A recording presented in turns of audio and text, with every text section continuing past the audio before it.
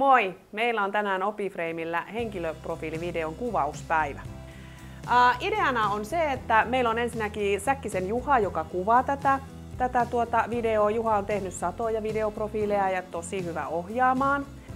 Merkatkaa siihen listaan mikä kiertää, niin merkatkaa siihen listaan teidän oma nimi, sähköpostiosoite, puhelinnumero. Ja jos teillä on esimerkiksi LinkedIn-profiili, jota haluatte käyttää hyödyksenne, niin kirjoittakaa sekin siihen listaan, niin me saadaan sitten sen videon loppuun teidän yhteystiedot. Henkilöprofiilivideosta yleisesti, eli sen suositeltu kesto on 30 sekuntia, maksimissaan minuutti.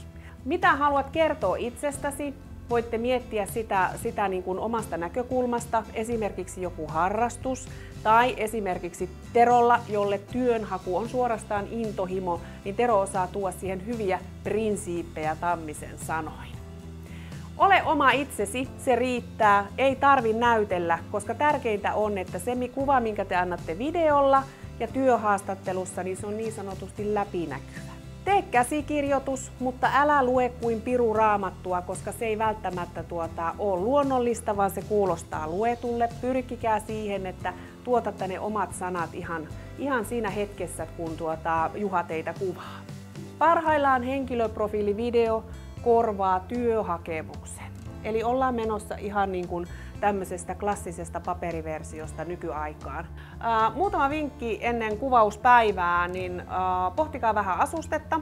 Tärkeää on, että teillä on mukavat vaatteet päällä, mutta tarkistakaa paidassa se, ettei ole pientä ruutua eikä pientä raitaa. Naisille ehkä voisi vinkkinä sanoa, että jos käytätte meikkiä, niin puuteria voi käydä silpaseen peili edessä ennen kuvausta. Ja muut on semmonen hyvä, mukava mieli ja iloinen asenne. Sillä tulee hyvä videoprofiili. Okei, ei muuta kuin kaikille tervetuloa kuvaukseen. Yes!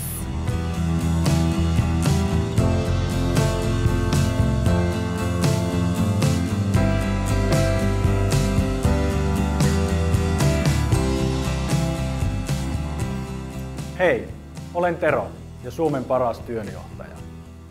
Uskon, että minun kohdalla ero hyvän ja parhaan välillä tulee arvojeni myötä. Avoimuus,